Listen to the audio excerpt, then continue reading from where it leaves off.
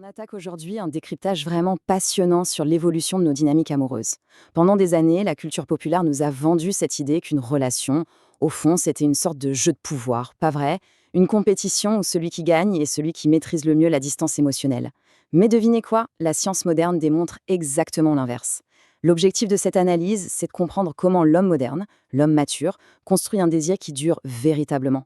Pas avec de vieilles techniques de séduction angoissantes, non, mais en offrant une sécurité émotionnelle absolue. C'est un changement de paradigme total et on va le décortiquer ensemble. Au programme, pour comprendre cette évolution, on va d'abord déconstruire l'illusion du pouvoir.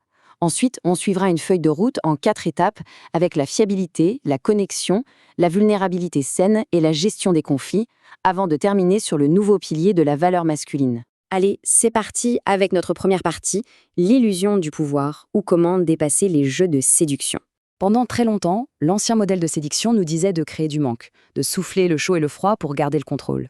Mais que se passe-t-il vraiment dans notre cerveau quand on fait ça? Eh bien, cette incertitude active les circuits de la récompense intermittente. Ça provoque d'énormes pics de dopamine et une forte anxiété d'attachement. Résultat, ça crée une véritable obsession, mais attention, ce n'est pas de l'amour.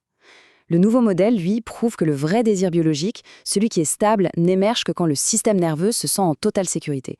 Ça fait chuter le cortisol, l'hormone du stress, et c'est littéralement le jour et la nuit. Et c'est exactement là qu'intervient ce concept génial de havre de sécurité. C'est issu de la théorie de l'attachement, et en gros, c'est la base psychologique où le système nerveux du partenaire peut enfin faire un grand « ouf » de soulagement et relâcher toute hypervigilance. L'homme mature, dans ce cadre, devient un point d'ancrage sécurisant. En offrant cette stabilité, il permet au corps de l'autre de s'ouvrir physiquement et émotionnellement à l'intimité, sans plus jamais avoir besoin de se protéger. D'ailleurs, si on jette un œil à ce comparatif, ça explose complètement ce vieux mythe qui dit que la sécurité tue la passion. Regardez bien.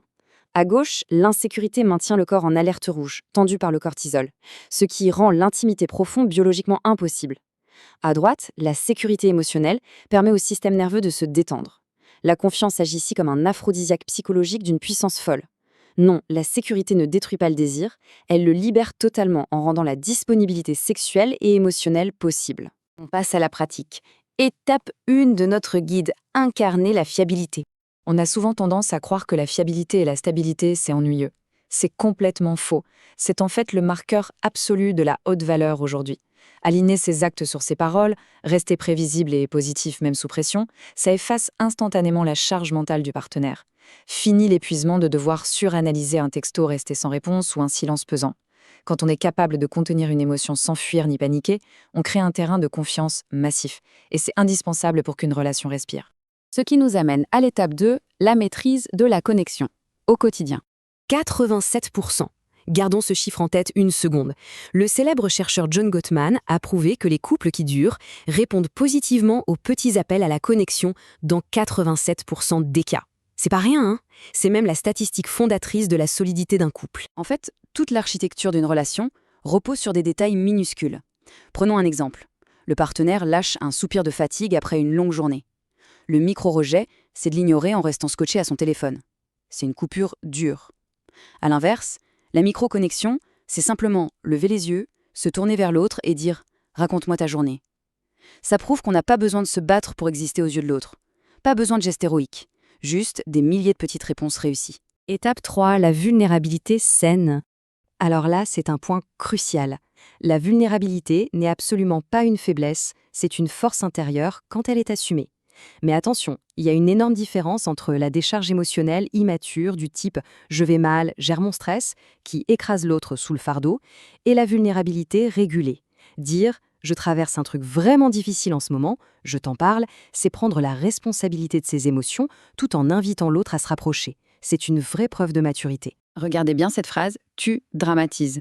On l'a tous déjà entendue, n'est-ce pas? C'est le réflexe défensif classique face aux émotions de l'autre. C'est l'ego qui se sent menacé et qui tente de se protéger en invalidant complètement le ressenti du partenaire. Et l'effet est dévastateur. Ça remet immédiatement le partenaire en hypervigilance, ça coupe la connexion et évidemment, ça tue tout désir. Maintenant, comparons avec la posture de sécurité. Face à la même situation, la réponse devient « je comprends cette peur, je suis là ». C'est puissant. Ces quelques mots agissent comme un véritable régulateur biologique. Ils valident l'émotion sans se sentir attaqué, ils font chuter le cortisol et ils restaurent immédiatement le havre de sécurité dont on parlait plus tôt. Et logiquement, on arrive à l'étape 4, la gestion des conflits. Parce que oui, les conflits font partie du quotidien. Mais voici la méthode en 3 points pour ne pas casser la sécurité lors d'une dispute. Règle numéro 1, restez présent. Terminez la fuite ou le silence punitif qui rendent l'autre fou d'angoisse. Numéro 2, validez le ressenti, même si on n'est pas d'accord sur le fond. Et numéro 3, exprimer ses propres peurs ou limites sans jamais accuser l'autre. Maintenir ce cap en pleine tempête, c'est la preuve ultime d'une fiabilité à toute épreuve. On termine cette analyse avec notre dernière partie, le nouveau pilier de la valeur masculine. Si on devait résumer cet homme mature, il ressemble à quoi? Eh bien, il ne perd plus son temps à manipuler la dynamique amoureuse par la distance. Il est présent, cohérent et offre une vraie disponibilité émotionnelle. Surtout, il crée un espace où la vulnérabilité peut être partagée sans aucune honte. La véritable force relationnelle aujourd'hui, ce n'est plus de générer de l'obsession par le stress, mais bien de cultiver un attachement profond, paisible et endurant. Ce qui nous amène à cette phrase de conclusion, qui est vraiment l'ancrage de tout ce qu'on vient de voir. Avec moi, tu n'as pas besoin de te défendre. Offrir une telle sécurité émotionnelle, c'est offrir le plus beau des refuges. C'est l'ultime secret pour transformer une simple étincelle en un amour qui dure toute la vie.